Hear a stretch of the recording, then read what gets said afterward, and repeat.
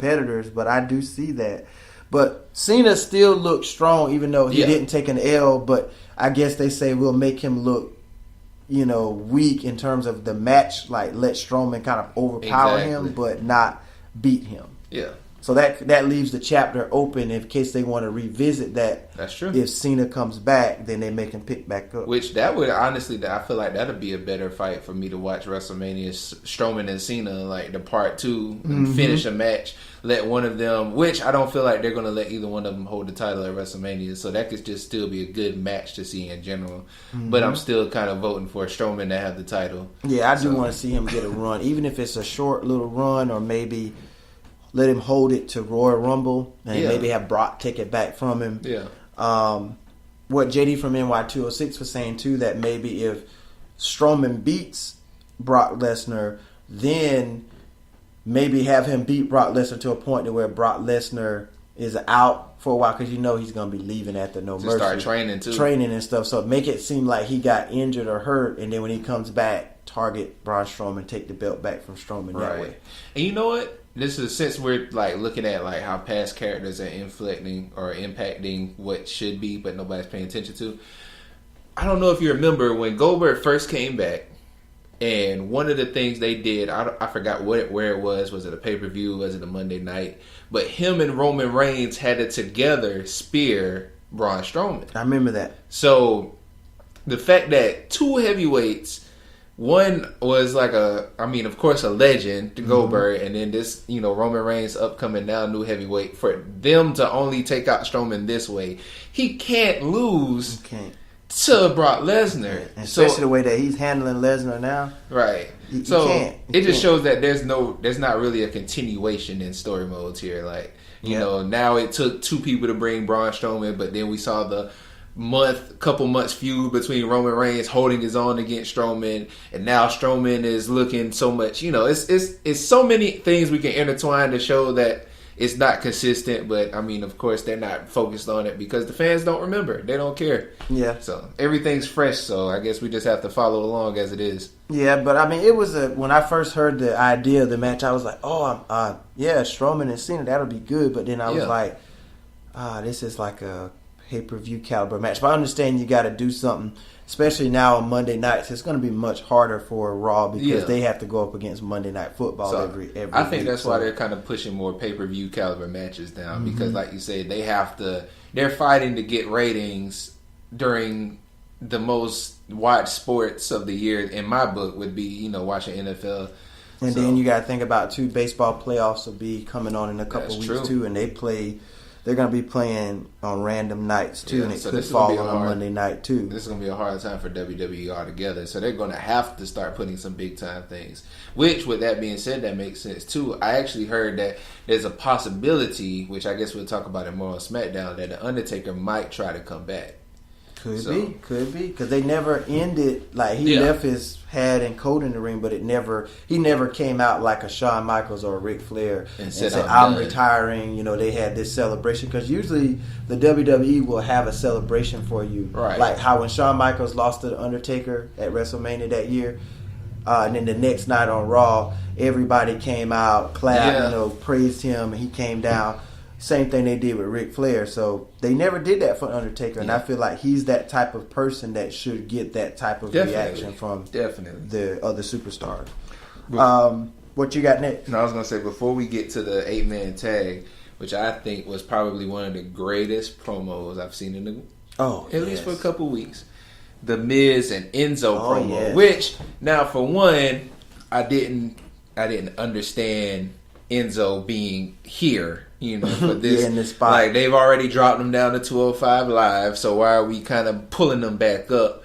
But, I like the fact, because really those are the two greatest promo people, the best mic skills on Raw. So for them to come together, I liked it. And I did like the fact that they had that beautiful moment with him and Maurice, they announcing that they had a baby. That was like the best moment. That's where the Miz actually looked like a good guy for like a few seconds, even though he took a shot at Kurt Angle. Oh, that was funny. That was hilarious. I truly unlike Kurt Angle, I will be there for our child from day one. Oh my goodness. I truly LOL'd at that moment. So, but like I said, I said since we've been doing this podcast, The Miz to me is one of the best heels in the WWE right now. Yeah. He has the great mic skills, and he hits hard with what he says. Yeah, he you does. know, like. And another funny part was like, "Don't you dare how you doing my wife." Don't you dare. That was funny too. But he was just kind of explaining like to Enzo, like, because he interrupted that moment. He just came out and he just said, "You're always doing what you always do. You're making stuff about yourself. This is why you get kicked off tour buses and kicked out of locker rooms, and why people don't like you, and no one can stand you, and basically why you got dropped down to 205 Live, because there's nowhere for you to go because you don't have a 7-foot meal ticket anymore in Big Cass." That's true. So he called him a con artist, and JD from NY206 from YouTube also hit at the whole con artist part could come from Enzo Amore. There's rumors out there that he cheated on his girlfriend. Ooh. So I think that's why he threw the con artist thing out there. So him and his lady having some problems right now.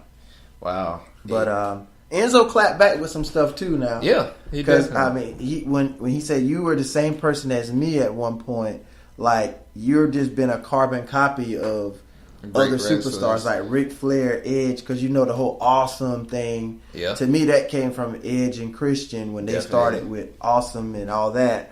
And it was someone else. He said it was Ric Flair and someone else. He said the Miz was trying to imitate. I can't remember who it was. I can't think of it either. But yeah, he came back strong with that.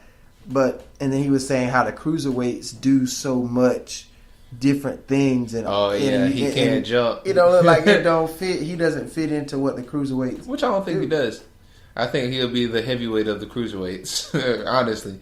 And so, but I hope that maybe that this is starting to give him, because I do know, like I said, Miz took a shot at Enzo, like all the backstage heat he's been taking, like there was stuff that literally happened. So maybe he's starting to get in good in the backstage. So maybe they're actually trying to feud him in the Intercontinental Championship. I don't see it, because I mean I don't see him taking it from Neville. I don't see him taking the title. Yeah, Neville's gonna keep that cruiserweight championship, and you know he said Miz is a paper champion, and you know the funny thing about this match, it turned out to be a match after the confrontation. Right. It was funny how both of them was just like commentating their own match. He's like, another one. How you doing, Enzo? How you doing? And then the funniest part was when Enzo was in the ring. He was like, the question you shouldn't be asking is how I'm doing. Yeah. The question you should be asking is who's that baby's daddy. Yo, that was funny. That was really good. And the Miz really got mad then. Yeah. And then the uncles on the outside of the ring took over. Uncle Bo and Uncle Curtis Axel. After he said that, they jumped in the ring. They took it over. They took it over. That was, that gives Enzo a win via disqualification. So that's some kind of plug. But you know what? I kind of like, because I know that he's been doing the baby face heel kind of situation, kind of cheating to win matches. And so that made me think, kind of reminiscent of Eddie Guerrero, who was the lovable con artist to manipulate himself in the matches. I would like to see Enzo get over with that. But I feel like for him, he would only succeed in that in the smaller division, like doing Intercontinental, if they keep him in that caliber. And he can pull. Of course he'll be able to pull it off in 205. But like I said, I don't see him getting the title anytime soon. Mm-hmm. But I would like to see him start building on that, because, like you said, even though he's getting all the heat backstage, the fans love him. You know, like I say, he's a good talker on the mic. His merchandise is ridiculous. Like, whenever he comes out, you can almost find anybody in a square foot radius by him, or whenever they look in the audience that got on the certified G, whatever kind of the Enzo hat kind of little thing. So I do like him, and I hope that they build on that character of him being like the babyface manipulator, babyface cheater, or whatever. Because that is kind of like reminiscent of Eddie Guerrero. And I noticed that sometimes they like to make new characters with reminiscence of old characters. So that would be the perfect fit for Enzo if he's going to remain his own character. Yeah, because right now he's got the mic skills, man. But it's like a lot of times that mouth writes some checks that his body can't catch. In real life. Yeah, in real life too. And, you know, sometimes when you're you talk a good game type thing. Yeah. You know, you say whatever comes to your mind, you real about it. I will say that with him, like with The Miz, he did kind of follow a lot of other people when it comes to like who he was in the beginning when he first got there. But Enzo creates his own. I've never remember someone doing some of the stuff that he says and does when he comes out. But to me, sometimes that mouth just gets him in, like Cass would always say. Yeah. Like your mouth always gets you in trouble. But I mean, I like the segment. It was something different this week. I don't know if the storyline is true about Maurice being pregnant or not, but we'll see in the near future if it is true. I think it is, though. I think so. I want to lean more toward it, too, because you can see how The Miz kind of... Yeah, he really got serious in that moment. So, which made Enzo interrupting it seem a lot realer because, like, I felt like once he did that, it made it more heartfelt when he was trying to announce whatever little speech he had for his, for Maurice and the baby. So I do feel like that part was real, but I commend The Miz and Maurice for allowing it to be a part of their character and a part of that storyline. Yeah, so that was a good segment there. And if you want to take us on in as we get ready to... The main event is an 8-man tag match between the Hardy Boys, Seth Rollins and Dean Ambrose versus Shimaro, which is Sheamus and Cesaro, and Gallows and Anderson. Which, for the most part, I like the match. It being a typical 8-man tag, really. It wasn't that much of a spectacle that I wouldn't have expected already. Being all these caliber of players, of course, the Hardy Boys, they're going to fly around. Well, Jeff's going to fly around. Dean and Seth, I really like them as a tag team, of course, because I still miss the Shield. I do like Sheamus and Cesaro, even though I like them more as singles, man. I like Gallows and Anderson. Gallows and Anderson is the only heel true tag team in this match. Of course, like I said, I don't really like Sheamus. I like what they've become. I like the character they've built as Sheamus and Cesaro being the Bar, but I feel like that was just made. Like, they weren't, of course they weren't built because they didn't come in here as tag teams like Gallows and Anderson. Because you remember they were feuding for a while when Mick Foley was the GM and he made them fight. be like a best of 7, and then they ended up working together. Right. Mick Foley finally was like, you know what, I think y'all should be a tag team, and I think even better, y'all work together or whatever. But one thing, they had a horrible segment in the middle, which I think you've seen it, where, of course, they have all these instances where you're about to pin somebody and somebody comes to interrupt. Matt Hardy didn't make it. The referee just stopped counting. Because Matt Hardy got his foot tied in the ropes and he fell coming in the ring. And the ref was like, I know I'm not supposed to do it, but you're not here. So it just stopped. It just stopped counting. It made it awkward. Like you can hear the crowd kind of go like, what? Like there was this kind of a awkwardness in that moment. I mean, they played it off and the crowd got back into it, but that moment truly was like, oh my gosh, like what? Yeah, I know what happened. Yeah, that was weird too. Another good spot. Well, a good spot in the match was when they did the poetry in motion. Out the ring. Outside of the ring. That was like that. Every time Jeff Hardy does that, man, that's a beautiful like aerial attack that you can have on somebody.